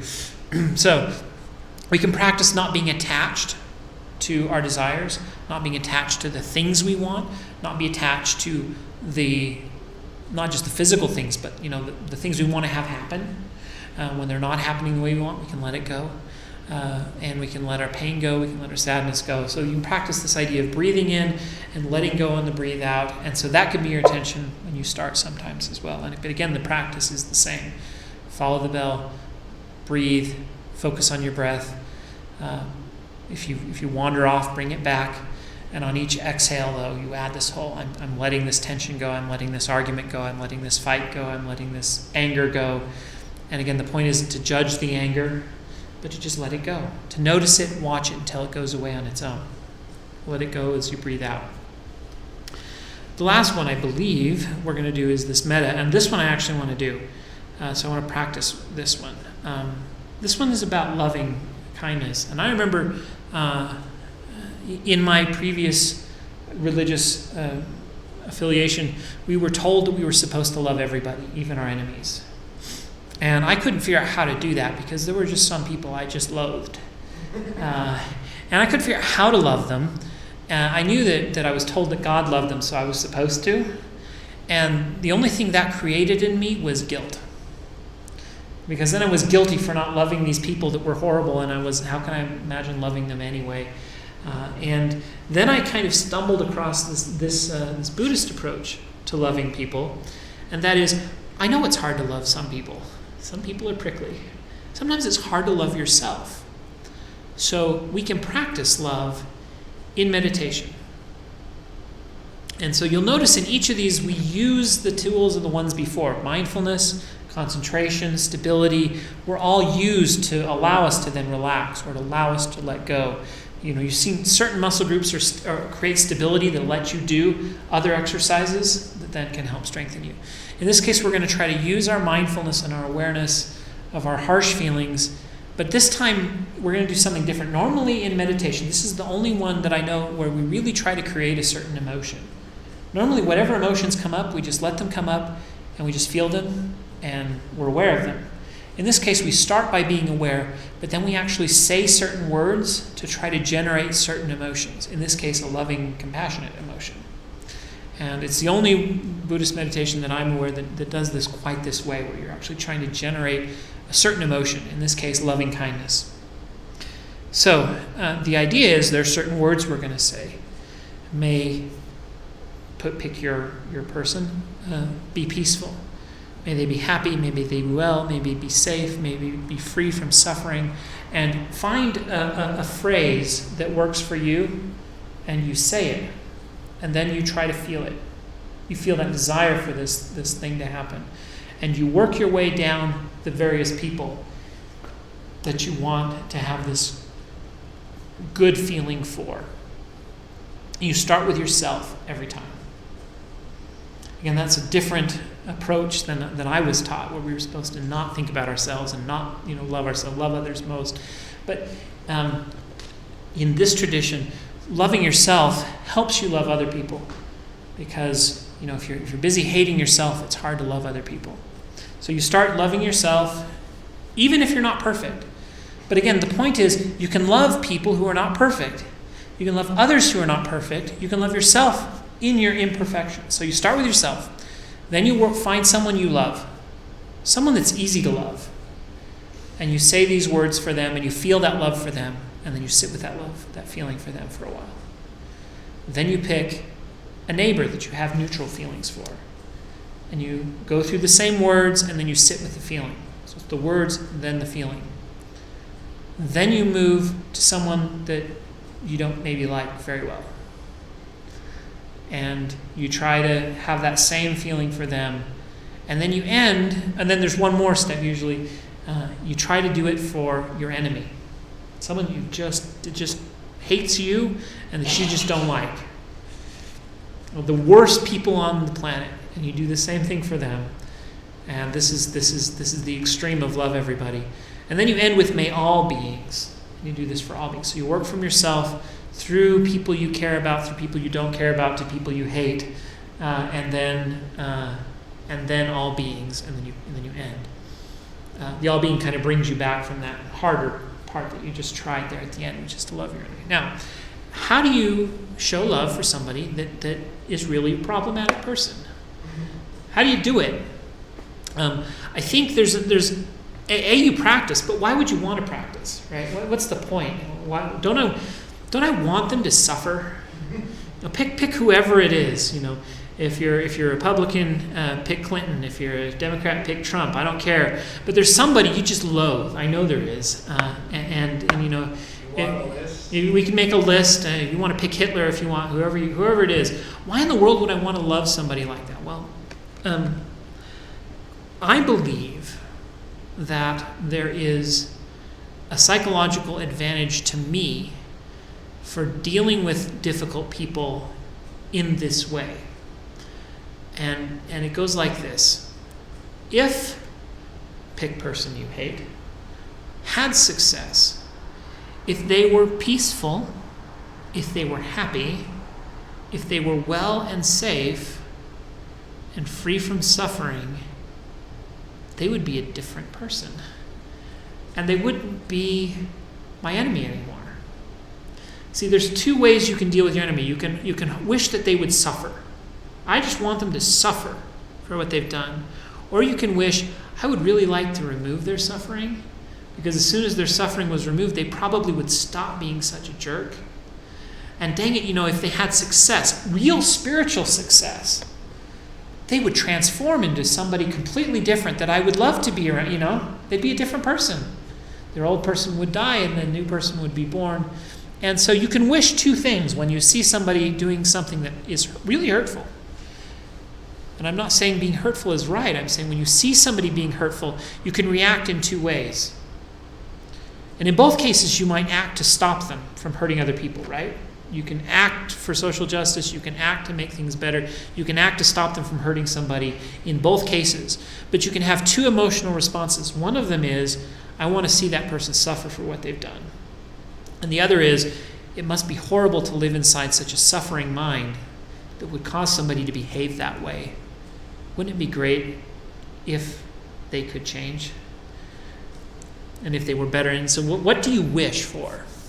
And again, that doesn't change anything. It doesn't change their behavior. It doesn't change your desire to stop them from hurting people. It doesn't change how you might react to them. But it changes my mental health.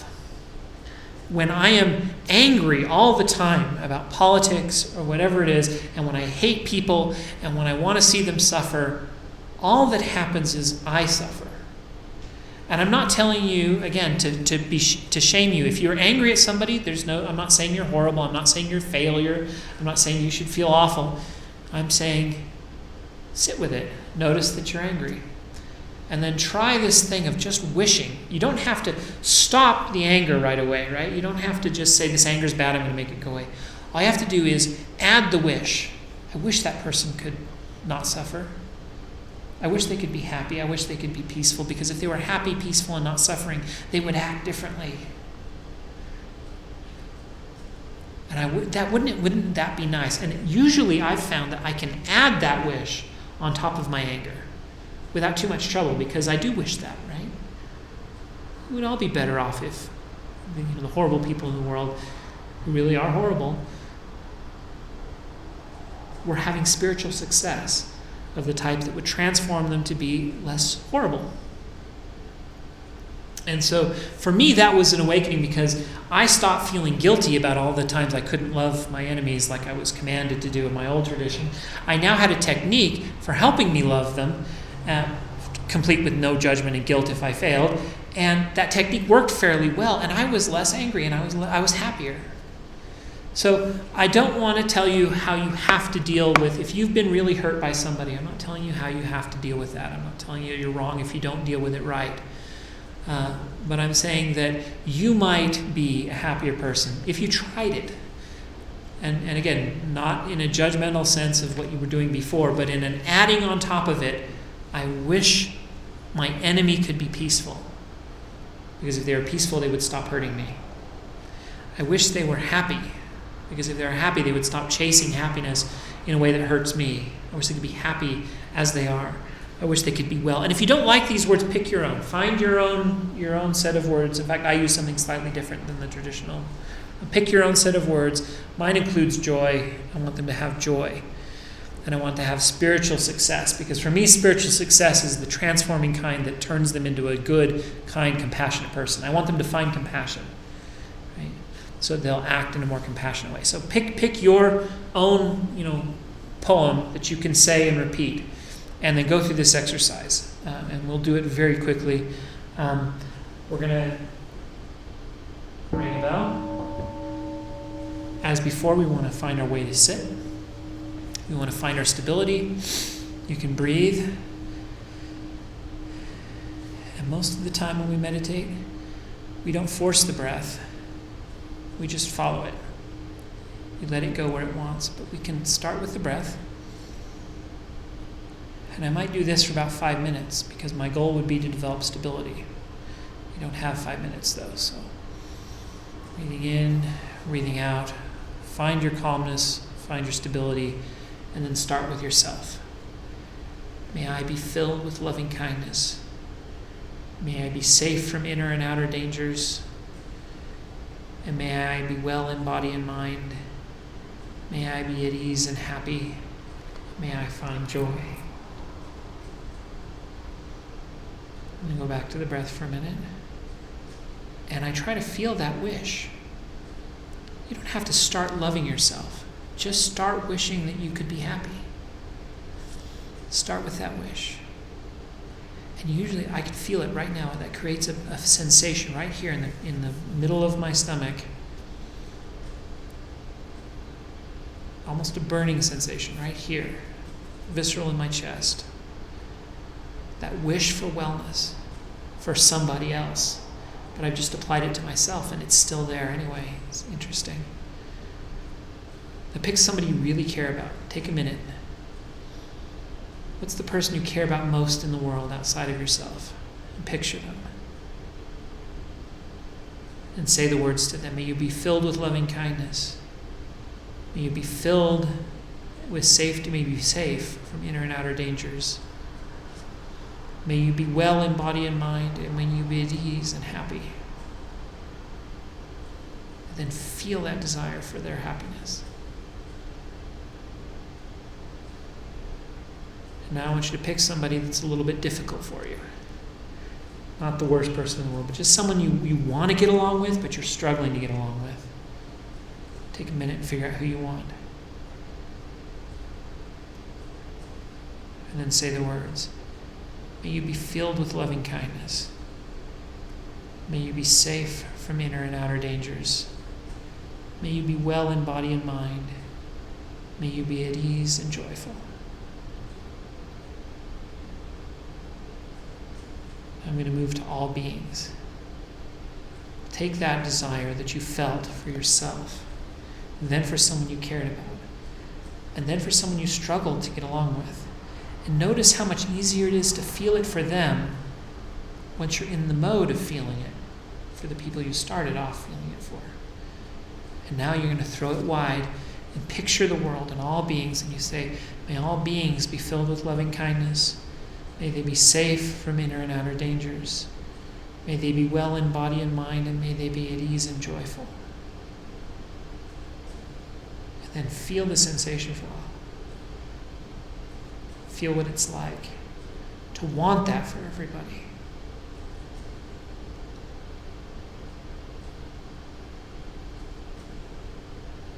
And when you're done, you're going to go back to your breath for a moment, do a little bit of mindfulness. And then the bell will ring, and you follow it out.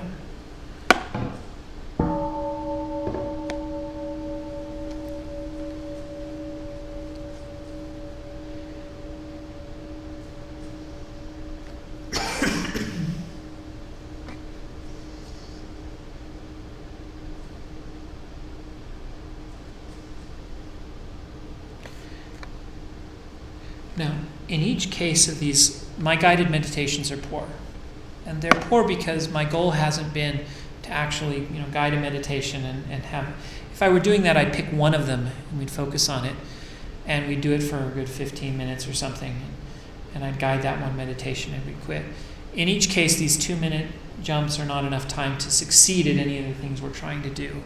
But what I've hoped that I've done is shown you the sorts of things that are out there, and then you can go find the ones that you want, you can look for. These are actually the meditations I did are good keyword searches. Meditation for relaxation. On YouTube, you'll find a bunch of guided meditations for that. Loving kindness, you'll find guided meditations for that. And so I've showed you the sort of things you can look for letting go, for relaxation, for mindfulness, for concentration. If you do those searches, you'll find the good guided meditations that can actually help you learn to do these things. What I've tried to do is give you an intellectual concept of the sort of meditation that Buddhists, and especially Western Buddhists, do. The goal here for each of these is to move from the meditation on the cushion to insight into our lives. It's called Vipassana meditation, and it's a way of self-transforming through self-observation and hopefully to gain insight into our lives. And again, the first insight is you are crazy. But so is everybody else, but now you know. You are not in control of your own mind. Free will is an illusion and you don't have it. Each of your thoughts are conditioned on the things around you, the thought before and what's happening to you in the environment. You can't control your own mind, let alone outer circumstances, and you need a way to be happy regardless of what happens outside because you can't control it. Or perhaps even a way to be happy regardless of what happens inside, which is where that non-judgment comes from. Your suffering comes in part from inside, but there's something you can do. Your mind can lift weights and your suffering can be reduced. And these insights are gained while you sit on the mat, again, contemplating your navel, so that when you leave, you know what your navel's like and you're less likely to be mad at your son. You're better able to get along with that person we described who was difficult for you in your life, etc. So there's other things you can look for. You can look for the 4 marks of existence. We talked last time about how that relates to the sorts of insights. But insight meditation gains you insight into the impermanence, unsatisfactory, interdependent, and selfless nature of the world and helps you achieve joy. We talked about how to do that last time. Once you do this, there is somewhere else to go. There's a book, Beyond Mindfulness in Plain English, which we'll go through in a minute. But these are the altered states of consciousness. And we're not going to practice those here because there's no way in 2 minutes we can practice that, right? But intense concentration can create altered states of consciousness. This is the sort of thing that happens when people take drugs. And drugs create an altered state of consciousness. And I'm not saying they create the same altered state, but you can create altered states by intense concentration. And you can create intense states of love, bliss, joy, that sort of thing. In fact, Buddhism has names for them. There's the 4 material jhanas, the 4 immaterial jhanas. There's the jhanas of awakening or the supramundane jhanas, and they have names for each of these, and they have descriptions of what they're like, and you can try to create these different states of consciousness. The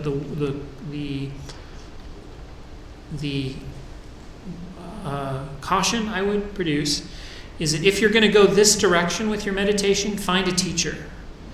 Don't do this on your own. One of the dangers of this is it can become an escape, where you can actually, my life is so filled with suffering that instead of learning how to deal with my life, just like drugs can become an escape, you're going to go meditate so that you don't have to think about your life. Whereas Vipassana meditation is about learning how to face your life. This can be about escaping from your life if you're not careful. And so to prevent that, you really need a good teacher if you're going to do this. Different Buddhist traditions actually argue about whether this is even a good idea. So in some Buddhist traditions, the jhanas are a bad thing, and they're actually described as the way the Buddha tried to achieve enlightenment when he failed. He tried, and one of the things he tried was the jhanas, and they didn't produce enlightenment, so he gave them up. And that's the story that certain Buddhist traditions tell about the jhanas. Other traditions say that they're essential. You can't achieve full enlightenment without them. That's what the supramundana jhanas are, the ones that produce enlightenment. And if you don't actually get to those, you don't actually get enlightenment. So again, Buddhist traditions, and we will talk about different Buddhist traditions next time. That's the goal of next time. Different traditions approach the jhanas differently. Some see them as a bad thing. Some see them as a good thing. If you're going to go that direction, get yourself a teacher. I don't even want to start talking about how to do this, in an online YouTube sense. That's just a bad idea in general. I think you need a teacher to do this. So let's give you, if you want to learn more about meditation, this has been an hour and a half whirlwind kind of tour introduction. There's a couple resources I recommend. The first is Insight Timer, because we now live in the 21st century and no one has big nice singing bowls like we have here at the church. So get yourself an Insight Timer. It's an app that will run on iPhones or Android phones, and you can set timers and it will ring the bell for you. Why do I care? Well, because if I'm constantly, and this is the problem with guiding meditations like I did just now, it's very hard for the guider to meditate because I'm constantly looking at the clock to see if the time is up, and that's a distraction. What you want is someone else to do that for you. An Insight Timer does that for you. Just by setting a timer, you can say, I'm going to do this for 15 minutes, and then I don't have to worry about stressing. Has it been 15 minutes yet? Is it because I know the bell's going to ring at 15 minutes and I can just relax and concentrate on my breath or whatever my intention is for those 15 minutes, and the timer's going to tell me when I'm done. And the timer has nice recordings of singing bowls for you too, so you can do the whole thing of following the sound. I love that. I do that every time because that helps me get started. I start out with the mindfulness of the sound, and that helps me get into the mode of mindfulness, and then I can switch to my breath or whatever it is I'm working on. And so this timer lets someone else ring a bell for me to start and stop. And it's also got these other things. It's got guided meditations from professional meditation instructors, which I am not. I'm a comparative religion teacher, but it has really good meditation instructors who will give you guided meditations to show you what to do in a way that I can't. And they'll be longer, and they'll actually focus on each thing and do a really good job. So this is another good resource for that, because you get the guided meditations and you get the bells and you get the, so. And it's even got a social sort of app where you can chat with people and ignore that unless you really want it for some reason. But of course, every app has to have a social media function, right? Here's a great book, Mindfulness in Plain English. This is a great resource. This is the first book I ever read about meditation.